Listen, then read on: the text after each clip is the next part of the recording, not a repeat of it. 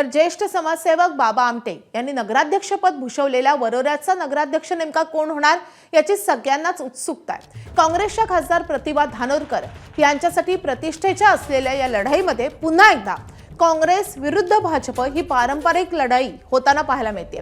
मात्र भाजपचा मित्रपक्ष असलेल्या शिवसेनेनं या ठिकाणी तगडं आव्हान उभं केल्यानं ही लढाई आता चांगलीच रंजक झाली आहे।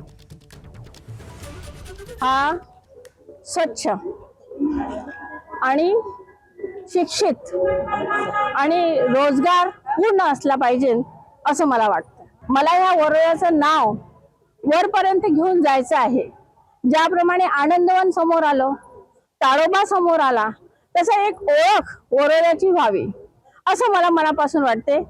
वरोऱ्याला स्वच्छ आणि त्यांच्या अडचणी ह्या दूर करण्यासाठी आणि वरोऱ्याचा पूर्ण सर्वांगीण विकास करण्यासाठी म्हणून आम्ही इथे कार्यबद्ध आहोत।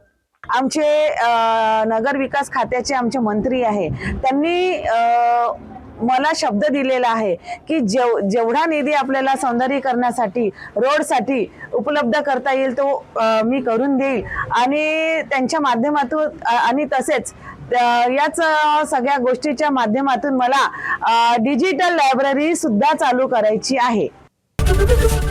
एबीपी माझा, उघडा डोळे बघा नीट।